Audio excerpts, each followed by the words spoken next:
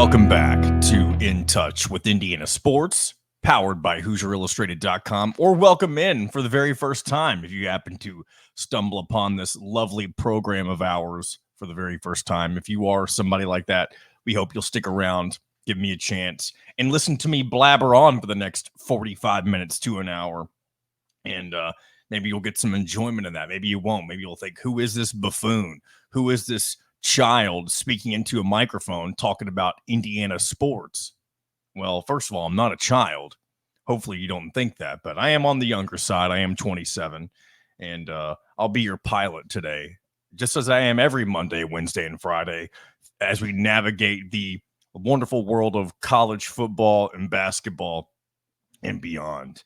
We're going to talk with Dylan Sinn here in a little bit, catch up on really all of the local football teams, and dive into a little bit of basketball stuff as well at the very end. Very little basketball stuff, but we are getting closer to college basketball season. Only less than a month away at this point, but going to get Dylan's thoughts on not only Indiana, but Purdue and Notre Dame, as well as he is, we can call him an expert, right? An expert on all things.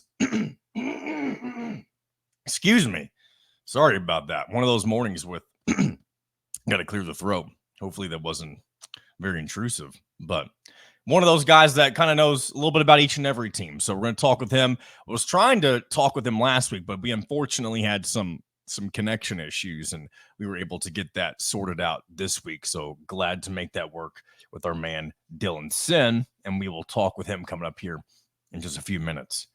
Man, I'm also feeling very scruffy on a Friday here. I'm been very much in need of a haircut, and some of you may be thinking, John, you don't really have very long hair, and that's pretty true.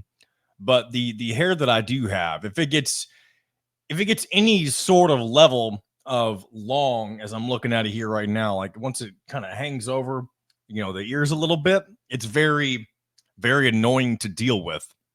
And I'd much rather be, kind of buzz cut before I would ever have long hair.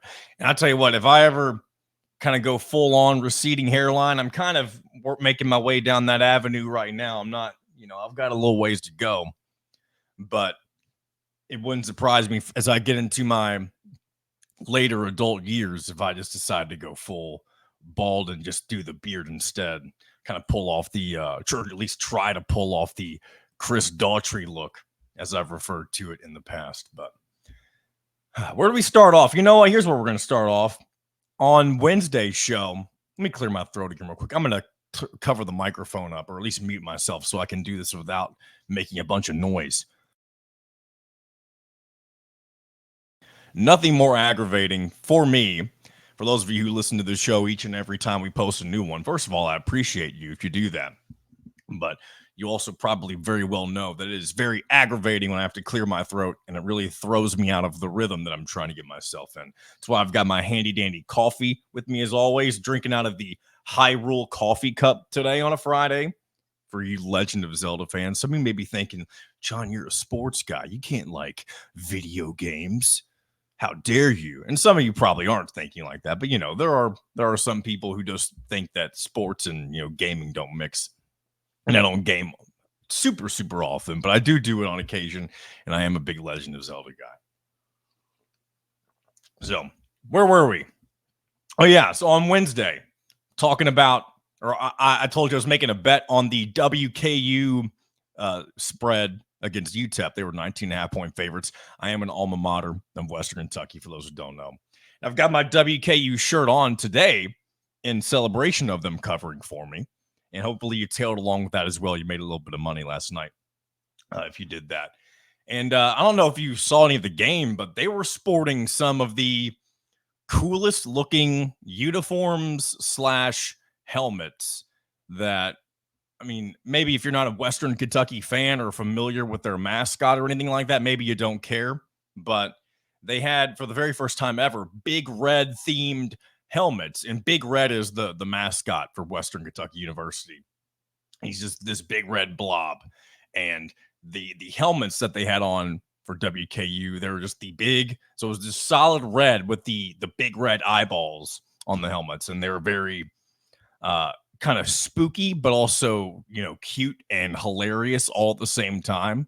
And I'm very glad that WKU made that uniform package for last night's event. I don't know if they'll be wearing those going forward, but they should. They need to set out more special occasions to, especially when they're going to be on national TV as they were last night. They need to be wearing some more uniforms like that, especially. Everybody loves Big Red, right? The big old red blob. Some people say he's a big fat red Teletubby. I do believe he's kind of also known as the spirit of the hill because they are the Hilltoppers. And if my wife was in here right now, she would correct me if I was wrong about that because she's also a Western Kentucky alum, and she would let me know firsthand what I'm saying wrong about that if that's the case. So shout out to the Hilltoppers for getting it done, not only winning, but covering that 19.5 for us. And I'll share the rest of my betting picks for the week as I do every Friday later on in today's show when we talk about what's going on across the top 25 as well as the Big Ten. I will go ahead and give you a teaser right now. My parlay for the week is exclusively involving Big Ten matchups. It wasn't the same last week. We were 2 for 3 on that parlay, but hopefully hopefully we'll get hit this week. I do feel like the bread and butter for me lies when I'm relying on Big Ten matchups. But last week, whenever I was looking at the board, sometimes the matchups don't feel as easy to predict what's going to happen. And we are going to take one little, maybe it's seen as more of a risk than others on this week's parlay, but we'll get to that here in a little bit. No Indiana football this week. We are still going to talk about with Dylan Sinn, just kind of the 6-0 start and all of the goodness that has come from Curt Cignetti and the Indiana football program thus far. Looking forward to sharing that conversation with you guys. But if you're an Indiana fan, you get to kick back and just watch the fireworks this week. Obviously, last week was one of the most chaotic weeks when it comes to college football. I don't know if we can replicate that this week, but I mean, you never know. I do feel like we are beginning to enter into an era of college football that we really haven't seen before. And what I mean by that is I think we're going to start seeing a whole lot more parity in the sport than we ever have. And that doesn't mean that you're not going to see the big dogs come out on top when it's all said and done. I do believe, the best of the best will more often than not be the ones who end up winning the national championship, because let's just compare to college basketball for a second.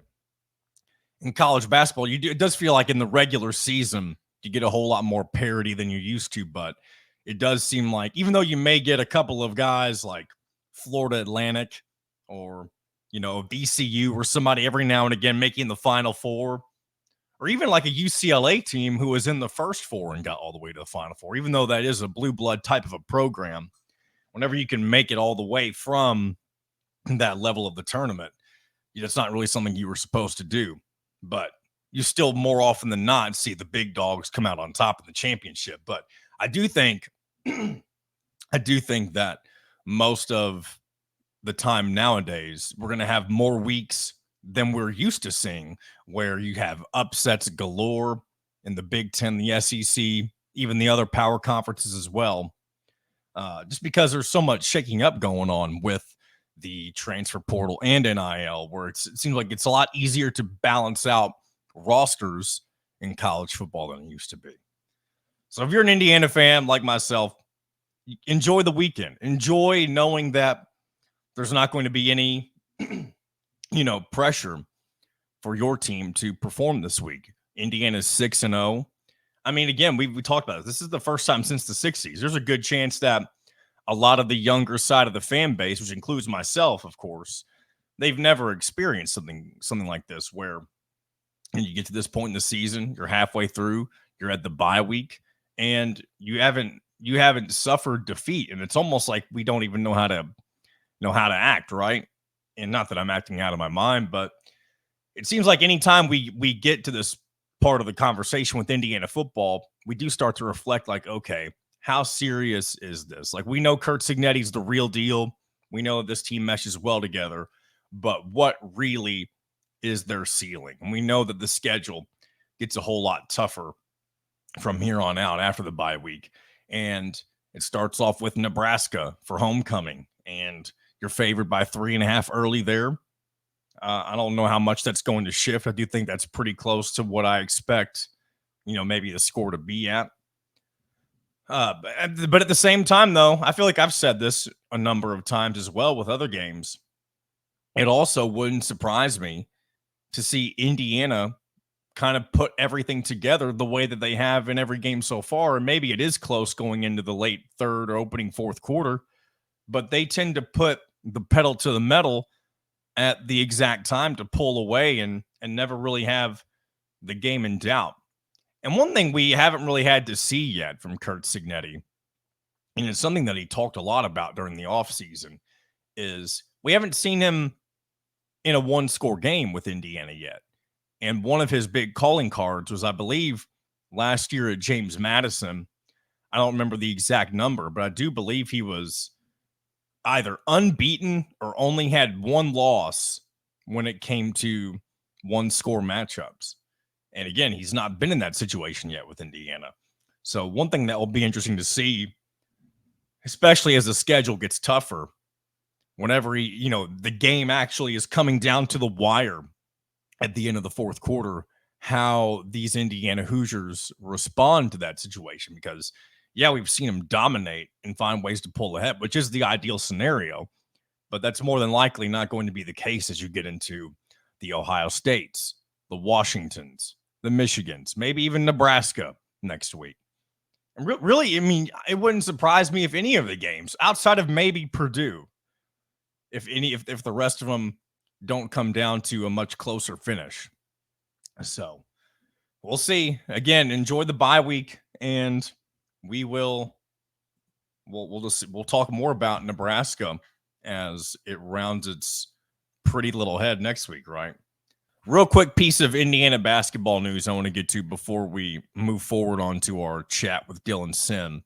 We have the charity exhibition date and time announcement. We already knew the date. It was October 27th, but we have the time and network announcement for where, or I guess when, no, it's where you will find the Indiana Hoosiers basketball team playing against the Vols on television. And again, that game will be at 3:00 p.m. Eastern time, of course, on that Sunday, the 27th, on the SEC Network Plus. So that unfortunately means you do need to have a subscription to their, I guess it could be if you have ESPN Plus as a part of your TV package, I do think that may cover that. I don't know that for sure, but if not, you may have to pay a little extra if you want to see what's going on with this Indiana team before they play a real game this season. So yeah, October 27th is a Sunday, 3 p.m. on the SEC Network Plus.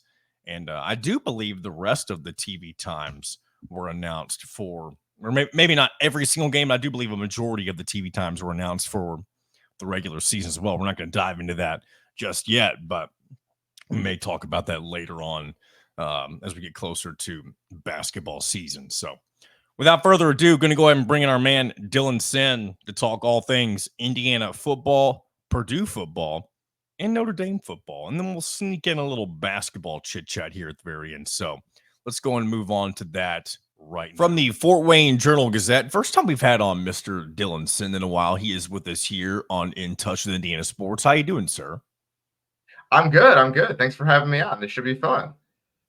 We're going to talk a little more Indiana, Purdue, and Notre Dame football as always. It maybe get a little bit of basketball stuff in at the end, depending on how much time we've got. But let's start with Indiana football, shall we? Because I don't want to say that there's not a single person who didn't expect Indiana to start 6-0, because I think for the most part, everybody understands that the Indiana football program will almost never be expected to start the first 6 games undefeated. But there was a path that, myself included, people laid out that if things went according to plan, which they have done so far, they could potentially reach that 6-0 mark by the bye week, which they are at now, and they've officially done so. And obviously people are very happy about what's happened. I'm not really sure where the new ceiling is just yet, but what are your thoughts on just how Indiana's been able to get to this point with a brand new head coach, all these new players, and just having all these pieces learn to fit together so quickly. Yeah, I think the biggest thing for me is that it has come together so quickly. They did bring in however many 30 transfers, right? And I thought there was going to take some time for them to really gel together. And I thought there might be some growing pains, especially with so many guys coming from the group of five, right? Coming from schools like James Madison and Troy and places like that. And that just hasn't been the case. These guys came in and they were ready. And I think that's kudos to Kurt Signetti for scouting. Like, he found guys who he knew would be able to translate at this level, and they've translated immediately. I mean, Curtis Rourke, it took him maybe 2 games to get going at this level. Elijah Surratt, kind of the same thing, where they kind of were quiet-ish to start the season, and they're rolling now. And it really has been kind of almost immediate that the switch flipped for Indiana, which I think is a credit to the work that they did in the offseason, the work that Signetti and his staff did in scouting and player development. And so you talked about it. I think everyone knew there was a path to 6-0 because of the talent they brought in, because of the early season schedule. But I think you had to have expected things to go very, very well for them to be 6-0. And they're not only 6-0, they're 6-0 with no win by fewer than 14 points. They're not just winning these games, they're blowing out teams, right? Yeah, I think that's kind they've of covered the biggest spread thing. every time, whatever spread's been given to them, they've covered it so far. Exactly. And you talk about, like, I know that there are concerns about the schedule and, well, they haven't played anyone, this doesn't count, and so on and so forth. You're hearing that more and more. And I think the thing is that, like, there's a difference between a team that squeaks by against bad teams and kind of gets lucky and they win a bunch of coin flips in a row versus a team that's doing what Indiana is doing, which is a good team beating a bunch of bad teams on their schedule. Those are different. There's a difference there. And you can see the difference on the field if you watch the games. And this is a good team. I don't know how much better than good it can be, but it is a good team. And I think that's fair to say at this point, at the bare minimum. I feel like most people thought the bare minimum for someone like Kurt Signetti coming in this year was to go 6-6. Now, at this point, 6-6 would clearly be a disappointing finish to the season. What would you say? Where would you say fans should set the new expectation marker for this back half of the schedule? Yeah, I think the expectation can be around 9-3. I think that is the benchmark for going forward. What would be a successful season, right? Based on the way the schedule is set up, you win your games that you should win based on record against Purdue and Michigan State, and then you take one of the other 4: Michigan, Washington, Ohio State, and Nebraska. And I think you can dream beyond that, right? You can dream on 10-2 or even 11-1. I don't think neither of those is out of the realm of possibility, because Indiana is going to be favored in every game but one, I think. Yeah. And so there are games. I think Washington's a good team. I think Nebraska is a good team. I'm not really convinced that Michigan's a good team, quite frankly. So I think 9-3 is where. Yeah, exactly. And so I think 9-3 is where you should set the baseline of what would be considered success, which is kind of crazy to think about, right? 9-3 with hope for more is where I would put it right now. And that's very interesting because, I mean, anybody who would have chalked up 11-1 or 10-2, really anything past 7 or 8, I feel like many people thought was insane for any sort of Indiana program with a brand new head coach. But one thing that we've learned in this new era of the transfer portal and NIL is that it doesn't matter where you've come from. It doesn't matter what program you're a part of now. If you bring in the guys that are going to work the best in your system, the sky is pretty much the limit on what level of success you can have in whether it be a year 1 or a year 4, because you don't have to just live with the guys that were sitting there right in front of you whenever you landed in your new program. You can bring in whoever you want, considering if they're willing to come or not.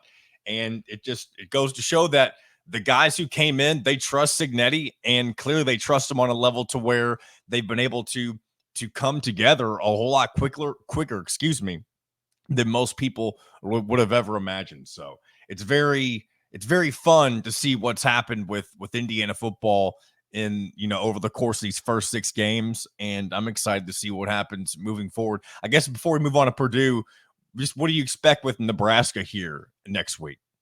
Yeah, I think it's kind of the way to think about Nebraska is kind of a leveled up Northwestern, right? Their offense is struggling right now, but it can be explosive, and their defense is very good.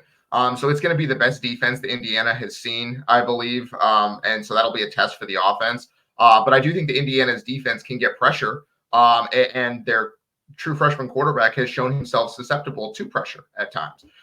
So I think that game is going to be really fascinating, especially to see how the atmosphere affects the game, because obviously there's not much of a home field advantage usually for Indiana historically, but this game is going to be sold out. There's 2 weeks for everything to kind of build for this game. It's probably going to be one of the more rowdy crowds that has been an IU football game in a very long time.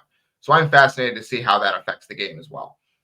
Yeah, not only is it just people are going to be excited about an undefeated Indiana team, you have homecoming, you have the weekend being Hoosier hysteria the night before, and I don't know how much Hoosier hysteria necessarily affects those who will be sticking around for the football game, but it is something to take into consideration. I am excited to see what that crowd ends up looking like, because it could be the beginning of having crowds like that for the rest of the season potentially, depending on what the result ends up being. So looking forward to checking that out next week. Let's move on to Purdue, who is unfortunately, maybe fortunately, if you're an Indiana fan, of course, having a season that maybe some people kind of expected, just because we did know how difficult their schedule looked on paper.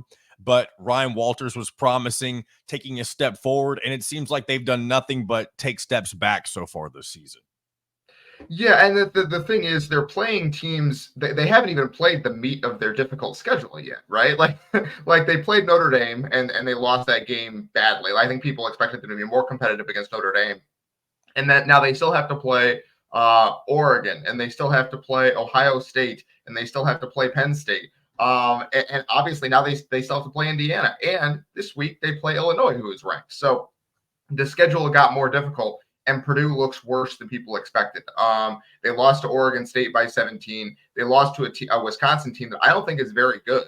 They lost to that team 52-6, which is the largest margin of victory in the history of that series, which has been played since 1892 for either team. So it's been a really, really rough go for Purdue, and I've been saying it for the last week or so. I don't really see how it gets better. I don't see a cause for optimism for the rest of the season, because they're a little bit banged up, I'll admit, but they've been relatively healthy for the last couple of weeks, and it hasn't mattered.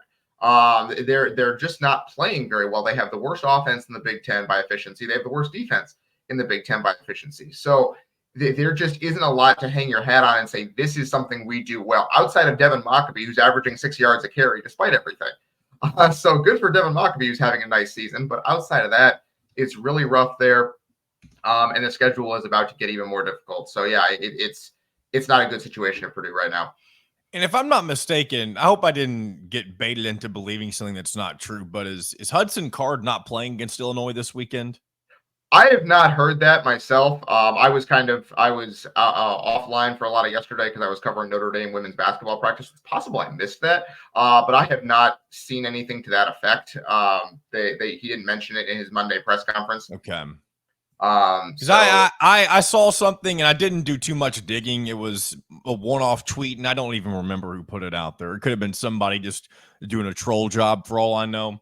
Sure. But for some reason, I thought I had read somewhere between last night and today. No, you read it. You read it correctly. Yeah. Brett McMurphy just tweeted 10 minutes ago, Hudson Card will not play versus Illinois with an upper body injury. So Ryan Brown is in line to make his first start. He's a redshirt freshman. Is it safe for me to say that, there's obviously the way that each season goes, every season, no matter which team you are, you have your own twists and turns, but the level of unfortunate things that are happening Purdue just feels awfully similar to what Indiana's had to deal with over the last couple of years. Yeah, it kind of is. It does seem like an Indiana type season, right? And we had an Indiana type season last year, and the coach got fired, right? Yeah. I don't think So it's going to be interesting to see how that plays out, because he is inexperienced, I think is the right word, and we haven't seen a ton of him in practice. And Illinois' defense is very, very good. They held Penn State 21 just a couple weeks ago. So interested to see how that plays out. Yeah, with Purdue, I mean, the schedule doesn't do them any favors. I'm not sure how many more wins are left for them, but when it comes to Ryan Walters, we talked about just a moment ago with Indiana how quickly you can take a brand new head coach and flip things around and get things back on the track that you want to be on. And I know it seems a little harsh only giving a coach a couple of seasons to figure things out, but when you regress from year one to year two, it just there's not necessarily a whole lot to give hope for year three, if that makes sense. So, and we saw, especially, I always think about Kenny Payne at Louisville with basketball. Yes, he did technically improve from year one to year two with 4 wins and 8 wins. But at the same time, those are 2 of the worst seasons in the history of Louisville men's basketball. And there, even though he was an alum of that program, there was just no reason to hold him back or keep him for a third year when you know you can find somebody who could, at the bare minimum, make you competitive, right? So I don't know if Purdue will go in that direction necessarily this offseason. Obviously, you'll have to see how everything finishes out. Maybe they do show improvement over the back half of the schedule.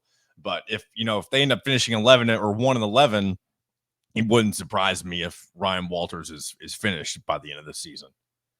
No, it wouldn't surprise me either. And I think, unfortunately for Ryan Walters, it does. There is the matter of Indiana playing so well in year one under its new coach, right? You have been lapped by your rival within 18 months of getting the job, right? And this was a team that Purdue had beaten 3 years in a row, and in the last 2 years that Jeff Brom here have beat handily, right? And so now you are clearly the second best, the third best team in the state in a way that you haven't been for several years now, and that's a huge problem for Ryan Walters, because obviously Purdue and their staff are going to be looking at it like, well, why couldn't that have been us? Why was our hire not able to pull something together that quickly? Or even in year two, and got worse in year two, right? Like we talked about the transfer portal world and how you can, it's all, if you can bring in guys, you can win. And he hasn't been able to do that to a large enough extent. So, and I think they've given him some NIL cash, like that. Purdue has done enough in the NIL market to be competitive. The team just hasn't come together the way it's needed to. And so, they lost Nick Scorton and they lost Deion Burks, but they brought in some decent guys from the transfer portal, and some of those guys have been hurt. CJ Smith, the receiver from Georgia, they were counting on him to be pretty good this year, and he hasn't played. Nyland Green, the cornerback, he missed the first 3 games, but he's been back. So there's money there at Purdue. It's not an upper echelon Big Ten team in terms of money to spend, but there's enough money to build a competitive team, and Purdue has to be looking at it like, well, why isn't that us? Why can't we not just at least be somewhere in that ballpark? Let's move on to Notre Dame. Last time you and I chatted, I believe it was right before they took on Northern Illinois. It was, off the heels of some of their early games. I believe, I could be wrong. I don't think they had taken that horrendous loss to Northern Illinois. But, a lot of people thought that they were kind of done after that. And for some reason, Marcus Freeman has kind of been known to have these types of losses during his tenure at Notre Dame. It doesn't mean he's a terrible head coach, but it does mean he kind of needs to figure out why his teams don't perform well in those types of games. But Notre Dame's squarely back in the conversation to kind of sneak into the college football playoff. How do you feel about the way that the Irish have responded over the last few weeks? I think they've responded okay. I think they were playing. They played some inferior teams, right? I mean, obviously the win against Louisville was good. Louisville is a good team in my opinion, and Notre Dame went out there and won that game relatively convincingly. But they haven't really played a ton of quality competition. Although their best win of the season so far is the one they had before Northern Illinois, which was the Texas A&M game, which apparently Texas A&M has not lost since then. Texas A&M is 5-1. Just beat Missouri 41-10. Northwestern Notre Dame beat that team on the road. That's a really good win for Notre Dame. But then they turned around and lost to Northern Illinois the next week. So there's still plenty of questions about this team. I think their defense is awesome. I think that we can say that definitively, is that their defense is among the best in the country. Al Golden When he was hired, when Marcus Freeman got hired as head coach, he named Al Golden defensive coordinator, and it kind of seemed like that was more of a stopgap. Like, okay, he's coming from the NFL. We know he wants to be in the NFL again, more than likely. He's only going to be here for a year or two, and then he'll move on. But he has been awesome for 3 seasons. He has done a fantastic job with this defense, and their defense is awesome again this year, especially despite having some injuries. They have had some young guys step up on that defense that really makes you excited for the future of that unit. Offensively, it's just been kind of fits and starts. There's been flashes of what it can be. It hasn't all come together, and maybe the bye week will help that. They had a bye last week, and maybe Riley Leonard takes a leap during the bye and he comes out looking better. And there have been times where he's looked like a guy who can command that offense and also be a great running threat, but it hasn't been very often.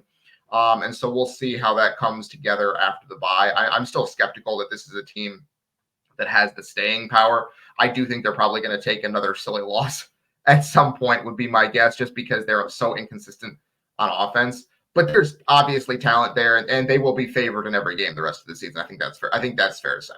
Yeah, their schedule isn't really something to be scared about. You got you have so many home games, and you don't play in a road game until the very end of the season. You have Stanford, Georgia Tech, Navy, Florida State, Virginia, Army, and then the aforementioned road game at USC to finish the season. So, I mean, it's wild to me, and I know they're independent, so this is why it's able to work out that way. But it's wild that they're able to schedule that many home games in a row and only have to go on the road 3 times. Do you think that there's going to, let's just say they do win out and go 11-1, and that loss is, of course, to Northern Illinois. Do you think there's a reason that, I guess it really depends on other teams, of course, but do you see any scenario where they get left out of the playoff just because their schedule is kind of weak compared to some, especially those of the SEC and the Big Ten?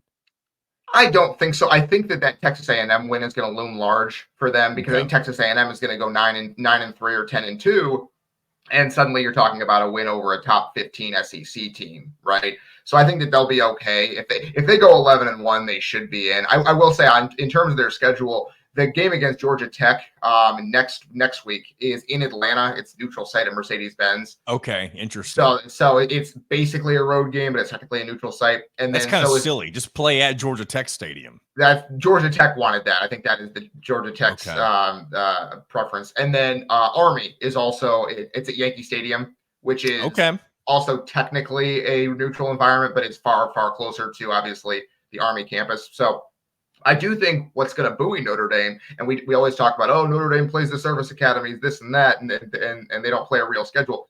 Army and Navy are awesome this year. Both I don't think Army's teams lost yet, if I'm not mistaken. Neither of them has. They're both 5-0, and I think they're both going to be undefeated going into that game against Notre Dame. So Notre Dame could end up having 2 ranked wins over the service academies, which would be really very weird. It's really like, this is the first time both service academies have been 5-0 since World War II. It doesn't happen, and they're both really, really good. And like, I'm not like, if you haven't seen them play, you are missing out. Like the quarterback from Navy is averaging 10 yards per pass attempt and 8.5 yards per carry. He is so good. You should absolutely watch those games if you haven't. They are box office. So Notre Dame is going to have opportunities for big wins here, even before they play USC. And I think that if one or both of those teams is ranked when they happen, I think you can kind of at least start to say, hey, this team has figured it out as the season has gone, provided they don't lose those games, which they very well could. But if they win those games, you can start to say, hey, this team has figured it out as the season's gone on. They have wins against ranked opponents with Louisville, Army, Navy, and then if USC is ranked at the end of the season, you add that to the Texas A&M game. I think that's plenty to get in at 11-1. It's just a question of whether how things shake out in the SEC and Big Ten, if there's kind of a log jam up there at the top. Yeah, those will be. I haven't really taken into consideration how good the Navy and Army teams were. I was aware that they were good, and I bet on Navy last week to cover against Air Force, and they did so very handily. I guess it's unfortunately that they can't complete the triumvirate and make Air Force a good team this year. Yeah. It's funny because Air Force has been consistently the best of the 3 over the last 5 or 6 years, and this year they really took a step back. It's just kind of how the cycle works, is where Air Force is good for 2 years, and then they cycle back and have a bunch of freshmen, because the service academies can take almost no transfers. Portal, Exactly. So it's kind of, you have to build these guys up for a couple of years and they're good for a year and then they take a step back. So it's just kind of funny how that worked out, that Army and Navy are up in the same year and Air Force is down.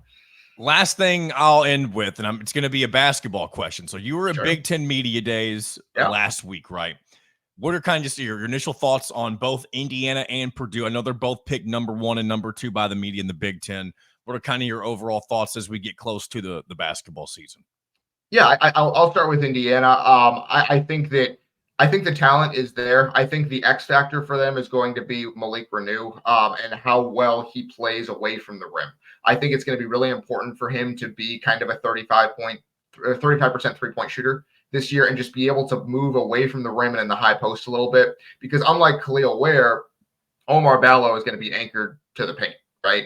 He's not going to be able to step out and shoot. That's not his game. And Indiana's guards are going to need room to operate and get downhill, and they can't do that if Ballo and Renew are clogging up the paint. So I think Renew, if he can't show growth from last season and step away from the rim, I think there's a chance that he actually becomes kind of a secondary player on this team, which is kind of interesting considering how good he was last year. But this is a different team and it needs different things from him. So I think that's going to be an X factor for me. And then for Purdue, I think they're going to be really good. I know that there are people who are like, oh, thank God Edey's gone, they're going to take a step back. They're going to take a step back. They're not going to be a number 1 seed again, I don't believe. I would not be surprised if they were a 3 or 4. You know, like they are the most complete team in the Big Ten in terms of returning production and in terms of what they have in the tank. I am not surprised at all that they're picked to win the league. I would have picked them to win the league myself. Braden Smith is obviously going to run the show. I think they have so much talent and athleticism on the wing. You kind of think about Purdue being a slower plotting team on the wing, and that's just not the case anymore. Miles Colvin and Cam Heide are super athletic. Trey Kaufman-Renn is going to be one of the best posts in the Big Ten, and they're gonna just shoot a ton of threes. The offense is going to look wildly different than it did before, with way fewer post touches, I think.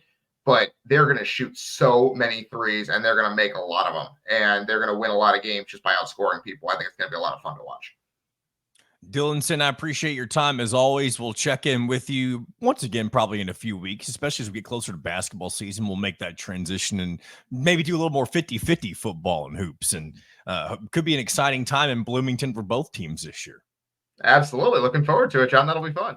Big thanks to Dylan Sinn, as always. Glad we can make that work this week. And we'll continue to check in with him every few weeks, get an update on his thoughts regarding each of the local football teams, and we'll be talking basketball here soon enough. So again, big shout out to Dylan Sinn, and thankful for him and his willingness to come on and chat with good old John here on In Touch with Indiana Sports, powered by HoosierIllustrated.com, I might add. One little quick Purdue note before we get into some picks for the week. I saw this from our man Dustin Schutte. I don't know if he was the first person to report it, but he did put a story out on it that Purdue basketball has sold out all of their home games for the 2024-25 season. I don't know if that's normal, but I did see him saying that this will continue their current streak to, I believe, 89 straight sellouts. So what does that date back to? That's a long time. So I guess it is pretty normal for Purdue, right? If they've had 89 straight sellouts. And I mean, you're coming off a year where you went to the national championship. You didn't come away with it, but you've had a lot of great years of your Purdue basketball, and it's going to be very interesting to see what happens as they adjust to life without Zach Edey. I tend to think maybe this is just more of the Indiana Hoosier in me, right? And kind of thinking that, or really more so hoping that they just end up not being as good. But I mean, Purdue's adjusted to losing big men in the past, and they haven't had much of a drop-off. The only difference here is you haven't had somebody this good who is the focal point of your program and getting to the heights that you got to, getting to the Final Four and national championship game for the first time in a very long time. Not to say that, the team can't figure out a way around that again in the future with their new pieces. But having somebody like Edey, who is as dominant as he was for so many years, that will be difficult to replace. I do agree with Dylan that they will be a good team still. It's just a matter of how much will they drop off. I don't anticipate it being as, noticeable of a drop off as maybe Indiana's was when they lost Trace Jackson Davis. But who knows? Maybe we'll, everything remains to be seen until we actually see on the floor. We're at that point in, the preseason of college basketball where we're at the we'll see stage, right? Because we did that a lot at the beginning leading up to football season. We talked about all the different things that were said specifically about Indiana with Kurt Signetti and really all these, I don't want to call them promises, but I mean, everything that Signetti said about how his team was prepared for the year has been fulfilled thus far as we have reached the halfway point. So we're at that point in basketball now, though, and we're only not too long away from charity exhibitions, I guess. So we'll get to see something on the floor, but until then, all we can do is speculate and look forward to it, right? All right, let's get into look at some of the games in the Big Ten and the top 25 this week, and I'll share with you what I've got going on when it comes to the books, the betting books. And, disclaimer as always, this is just what I want to do. And you don't have to tell me, you can fade me, do whatever you want. You don't have to bet at all. This is just one thing I'd like to add to the show that is just something I like to partake in. And, I like to think we're in this together. Surely some of you are out there betting as well. Maybe you're not betting exactly what I'm betting, but if you're having trouble figuring out what to do, I mean, I've got some momentum. I've even hit a couple of NFL parlays, or at least one parlay and a straight bet this past weekend. And that's not something I normally do.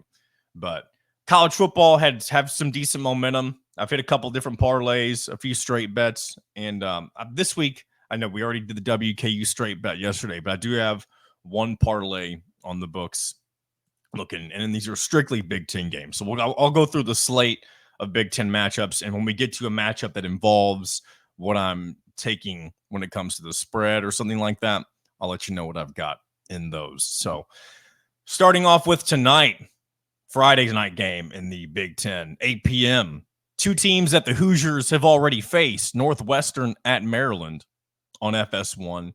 Maryland favored by 10.5 points. This is not one of the games I am betting on, but it will be, from an Indiana standpoint, it will be interesting to see how these two teams end up playing and looking against each other, because I've heard some people say they think Northwestern is the worst team Indiana's faced. I've heard people say that UCLA is the worst team Indiana's faced. I heard one person even say that they think Maryland is the worst team that Indiana's faced. So this will kind of partially solve that riddle, right? When it comes to the Big Ten teams that Indiana's already played against in the conference. Maryland, the home team. If I were predicting what would happen, I just, strictly based on who I think is better and who the home team is, I think Maryland will win this. I don't know if they'll cover, but I do think the Terps will find a way to get the victory in this one. All right, moving on to the Saturday slate, and we'll just go down the list here per usual from noon all the way to the Big Ten After Dark matchup. And that starts us with future Indiana foe, Washington, will be traveling over to Iowa. That'll be at noon on Fox, big noon kickoff. And this will be Washington's final game before they face Indiana. Whenever Indiana faces Nebraska next week, Washington will be sitting out for, it'll be their first bye week of the season before they travel across the country once again to face Indiana in Bloomington. Washington taking on Iowa this week on the road. Iowa favored by 3 points. And I'll tell you what, usually Iowa, I feel like, is a very easy team for me to figure out. But for some reason this year, I've not been able to get the best read on, how good they are. And I think they're a good team. But when it comes down to, are they a legitimate contender across, the heavyweights of the conference, I think it's tough to really see. I know they struggled against Ohio State last week, but this will be a good opportunity for them at home, facing a brand new Big Ten team who's just really coming off their best win of the season against Michigan last week. I do think it will be a very close game. Again, this is one that I'm not predicting because I don't really have a good feel for how I think this will play out. So neither result would shock me, but my instinct says I was going to find a way to win this game. They play well at home. This is a very anytime these new Pac-12, former Pac-12 teams, I should say, are coming to a new Big Ten stadium. I mean, we already saw Washington travel to Rutgers and couldn't get it done there. So I'm thinking Iowa gets it done this weekend. But again, that's just more of a hunch, and I don't really know how confident I am in picking that, but that's just my guess for that one. All right, moving on. We were talking about Rutgers. Wisconsin traveling to Rutgers in New Jersey this weekend. And this comes to our first game that I've put some stake on. Rutgers currently favored by 2. I bet on this game whenever they were favored by 2.5. And of course, it just depends on which sports book you are looking at specifically. But Wisconsin still kind of adjusting to life without Tyler Van Dyke. And I think Rutgers will bounce back following their loss to Nebraska. And I think Rutgers is a good team. Greg Schiano's got this program back to where he wants it to be, or, at least relatively speaking. I'm sure his ultimate goal is to take him to heights that he's never taken them to before. But I do think Rutgers has got things rolling in a way that we haven't seen in quite some time. And I think Rutgers will not only cover the 2 or 2.5, I think they can do it pretty handily against a Wisconsin team who has struggled at times this year, especially without their starting quarterback. So, first pick of the parlay is Rutgers minus 2.5 for those of you keeping score at home. And is moving into the afternoon window, the mid-afternoon window, I should say, starting with number 4, Penn State, traveling out west to take on the USC Trojans. Spread is Penn State minus 3.5 currently. And I haven't been saying the totals. I'm not much of a totals better. At least this year I haven't been. I was last year. I used to almost always bet the Iowa under because it felt like it was a gimme, and it really was. Even whenever they were setting record lows when it comes to totals, they were still hitting the under. It was insane. So this total, if you are interested, the total is 50.5. And this is kind of the more risky play of the parlay for myself. I'm not just taking USC to cover, but I'm taking USC money line. I think USC outright wins this game. And USC coming off a couple of tough road losses in the Big Ten already, Michigan and Minnesota being those games. And they return home. And this is a USC team that does have a good win against LSU this year. And I think Penn State is kind of overdue for, maybe overdue is not a good way to say it. They are due for their first loss. Penn State is a good team, but they've had some close calls against lesser opponents, specifically Bowling Green not too long ago. And I do think USC will know that they need to be ready to come out and play, especially if they want to compete to potentially get to the playoffs still. I don't think it's completely out of the question for them. And they are going to be playing with their backs against the wall as Penn State travels in from across the country. And I think this will be one of the first instances, maybe the first instance, if I'm not mistaken, where the West Coast school gets the best of an East Coast school from traveling out to their stadium. So I'm taking USC money line. I took USC money line earlier this season in a one-off whenever they faced LSU. They were not favored in that game, and that paid off for me. And again, I do think USC has good players. They haven't gotten it done on the road, but this is a home game for them. And Penn State, in my opinion, is due for a loss. So I'm taking USC to win outright in this one. Purdue at number 23, Illinois. Talked very briefly about this with Dylan Sinn earlier. Really the biggest story here is that Purdue will be without Hudson Card. And if there was any hope that maybe Purdue had, it would have been in the fact that Hudson Card is a good quarterback in some instances. And now you got to rely on somebody who doesn't have a lot of history, I guess you can say, or a lot of experience. And that doesn't necessarily mean it's going to translate into, a bad result. Sometimes just a new fresh arm or just somebody brand new, especially when your season's going this way, can provide you that spark that you need. So who knows what Purdue's backup will be able to do against Illinois. This is a game I'm not touching. I do feel like it will be popular to fade Purdue here. Doesn't mean that it will or won't happen. Illinois is favored by 22.5 at Illinois. But Illinois has aspirations similar to what Indiana has right now of having I don't want to say a miracle season, but a better than normal season for their program. And currently ranked 23 in the country, and this is one that they can't let get past them. And I don't think Illinois will do. I think Brett Bielema has got Illinois pretty well oiled right now. In their one loss on the year, they looked fairly good against a good Penn State team on the road. And I think Illinois, if you are going to bet on this, I'm not, will end up getting the victory. Will they cover? Who knows? Who knows? I do think this is kind of a wild card, especially now when you know that you don't know how good or bad Purdue's new quarterback will be in this matchup. So let's move forward to the evening window. We have the evening game, and then we have the Big Ten after dark matchup. But in the evening window, this is what many are seeing as the game of the week in college football, and I don't know why anyone would disagree with that. You've got number 2, Ohio State, traveling out to number 3, Oregon at 7:30 on NBC. And again, this is one I'm staying away from, and I know that gives away that the final leg of the parlay includes the Big Ten after dark game. But this is, I mean, is this the battle for who will end up eventually being the Big Ten champions? Is this a precursor to the Big Ten championship game potentially? One of maybe even 3 matchups if they meet in the college football playoff? Who knows? But this will be a great test for both teams. I saw somebody put this on social media the other day, but apparently when you compare, so both of these teams have already faced Michigan State, I believe. And I don't remember if they both faced them on the road or at home. I guess it doesn't fully matter. But when you looked at both Ohio State and Oregon's different statistical categories when they faced Michigan State, they were nearly identical whenever it came to what they did against the Spartans. So this game is, even though Oregon has the home field advantage, you can say this is a coin flip type of a game.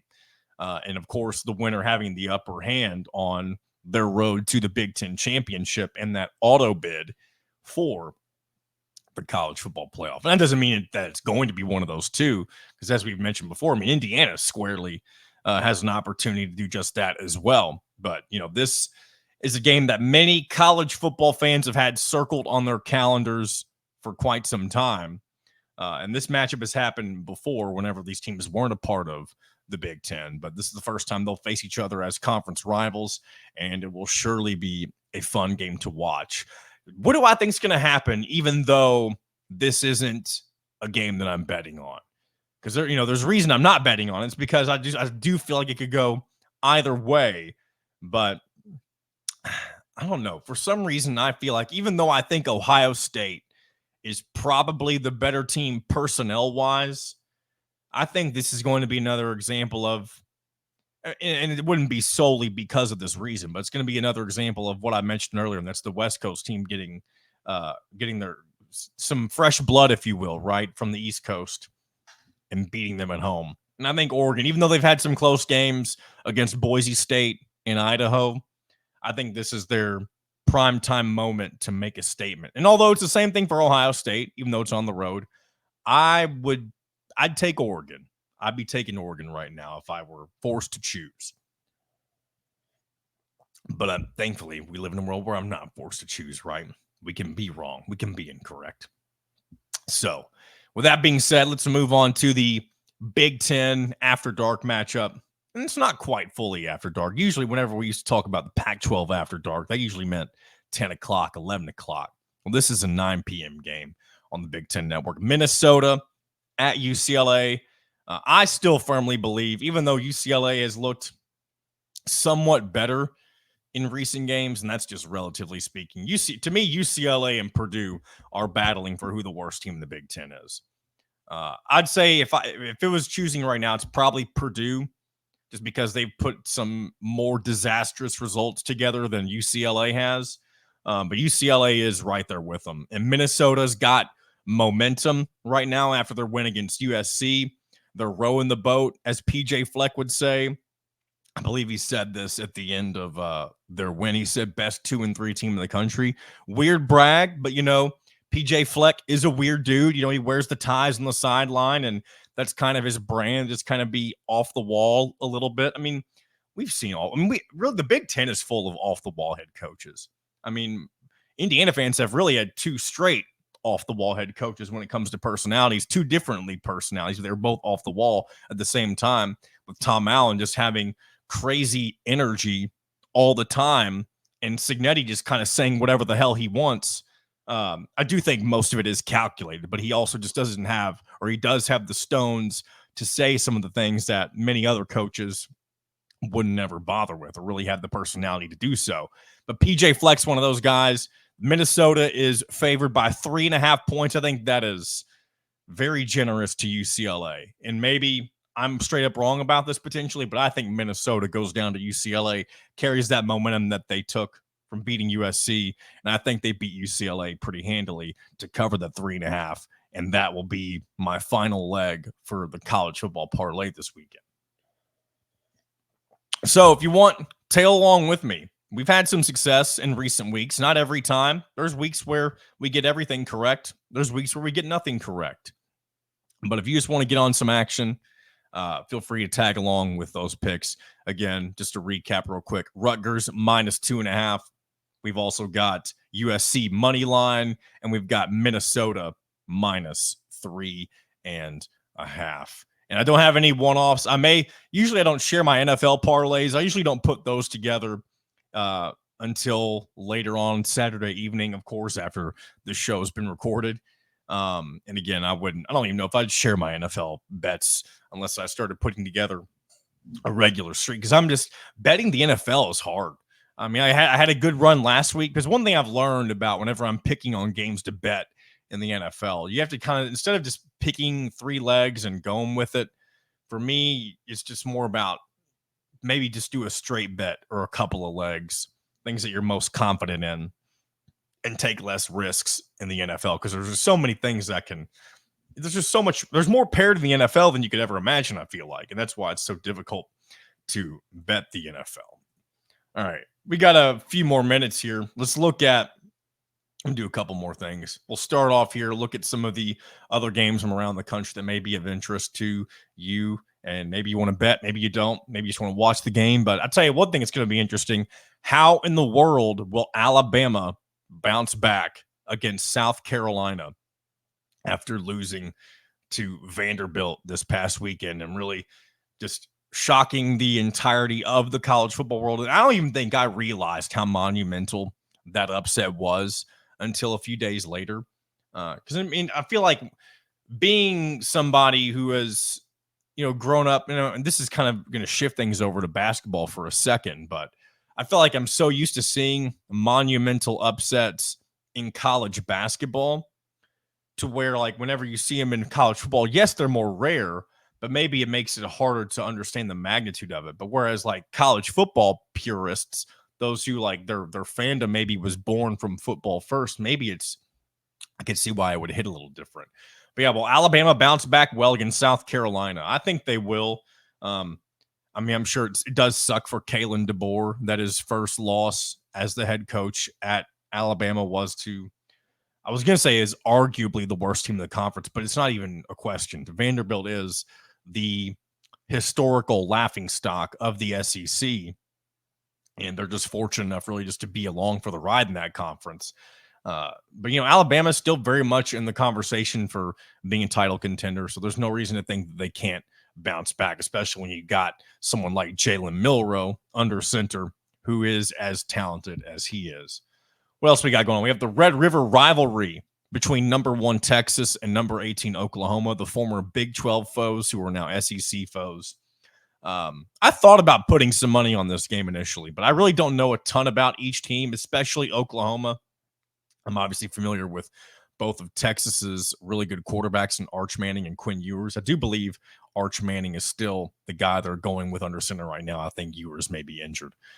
Don't know that off the top of my head. Don't consume a ton of Texas football. But this being in Oklahoma, but that's not the case. They play this at a neutral site. Should be interesting. I think Texas will end up winning, but this game is a 14.5 point spread. I thought about taking Oklahoma to cover the 14.5, but this was ultimately stay away because I was like, you know what? Don't know enough about each team necessarily to make an educated guess on this. Didn't want to just throw money away. So, but that is, if you are interested, that's what I would have taken, I guess. But that should be probably, other than, actually, there's a lot of really good games between ranked on ranked opponents, other than just Oregon and Ohio State, you have what I just mentioned. And then you've also got later on number 9, Ole Miss at number 13, LSU. Two teams that do have a loss on the year already. Ole Miss was to Kentucky, which I'm sure they did not expect coming. LSU has not lost since their opening season game against USC. But again, one thing that I pointed out before, LSU struggled against UCLA a whole heck of a lot more than Indiana did. So does that say more about LSU, Indiana, UCLA? Who knows? I tend to think LSU is a good team, a good enough team. But I don't know if that number 13 ranking is going to be where they end up being at the end of the season. Again, another game I'm not betting on this, but Ole Miss favored on the road by 3.5 points. I mean, it's a good opportunity for both teams to really get their foot back on the right track. Of course, LSU's been back on the right track. They haven't lost since the first game of the season. But if you're one of these two teams who has hopes of making the college football playoff, then a loss here, and maybe it doesn't eliminate you completely, but it definitely makes it a whole lot more difficult to find yourself in that 12-team playoff if you do suffer that second loss at this point in the season. If I were taking a winner here, I don't know. My heart says Ole Miss. I've been kind of an Ole Miss believer since the beginning of this season, just because they put up so many points. And LSU, I just don't feel like Brian Kelly is heck of a really that good of a head coach for them. He's been good enough. He got Notre Dame to the playoff a couple of different times, but he never really did anything with it, right? He took advantage of just being at Notre Dame and being able to do whatever the hell you want there. So my heart says Ole Miss wins, but it is at LSU, and Ole Miss does need to kind of find a way to bounce back after that Kentucky loss. Did they play last week? I don't really know for sure. Either way, not betting on it. Just want to throw it out there. And then here's the last thing I want to hit on before we wrap things up, and it involves one team. And I know I'm not going to talk a whole lot about this because I don't want to, seem like I'm obsessed with this team, but there is a network that is obsessed with this team, and it's ESPN. And they've thrown out they've asked the question, is Colorado a legit college football playoff contender? And they're only asking this question because Deion Sanders is their head coach. And that doesn't mean that they can't do it, but I don't know. I guess I'm just finding something to complain about because Colorado, I know they drive ratings, and the Deion Sanders effect is alive and well, no matter how good the team actually is. And they're not having a bad season so far. They're 4-1. They do have that loss to Nebraska. That was 28-10. They, of course, barely got by North Dakota State in the opener. They needed that miracle in the win against Baylor. I mean, they are 4-1 though. But here's the thing. Yeah, whenever you ask the question, is Colorado a legit CFP playoff, college football playoff contender? The answer is they can get there. Yes. I don't know if their team's good enough to win, to continually win the way that they do, if that makes sense. Kind of have these close W's against difficult conference opponents. I mean, they're going to be tested this weekend against Kansas State at home. And I mean, this really could be the game that defines whether or not they can get to the playoff, because if you win the Big 12, of course you're going to get in the playoff by the auto bid, but are they good enough to do that? I mean, you got games against Arizona on the road, Texas Tech on the road. You have Utah at home, Kansas on the road. And I don't know if Kansas is any good, honestly, this year. Oklahoma State at home. I mean, I don't think we know the answer on whether or not Colorado is legit, but I know they asked the question because I know they know people care, and that's why. It doesn't anger me, but what does aggravate me is like Colorado just gets talked about because it's Deion Sanders. You could throw Deion Sanders at any program, and they'd be asking, is, I don't know, Louisiana Tech a college football playoff contender? And the answer would be, yeah, if they win the G5 league that they're in and go undefeated. That'd be the answer there. So anyway, probably I didn't want to necessarily take the time to bitch about that, but I did see it pop up and I felt the need to include it just a little bit, just because, I do feel like the coverage, maybe I've just ignored it a lot, but I do feel like the Deion Sanders coverage this year, for the most part, at least since the opening couple of weeks, has been easier to handle with than last season. So, But either way, let's go ahead and put a bow on this week of In Touch with Indiana Sports. Appreciate you as always. We'll be back again on Monday to do it all again. Be sure to hit that subscribe button on YouTube if you haven't done so already. Appreciate all those who have done so before. Leave a comment on any of the videos we post on YouTube. I try to go over those a couple of times a week, depending on what different questions we have coming through. And if you want, I'll throw this out there again. I need to do a better job at reminding people at the beginning of the show if they want to do this. But hit that hotline, 502-830-9195. If you want to leave a voice message instead of commenting on YouTube, you can do either one. But I do leave both options open. So there you have it. And until Monday, be sure to check out everything on HoosierIllustrated.com from Kyler Staley, Alec Lasley, and the whole gang. We appreciate you doing that as well. We'll talk to you again on Monday for another edition of In Touch with Indiana Sports, powered by HoosierIllustrated.com.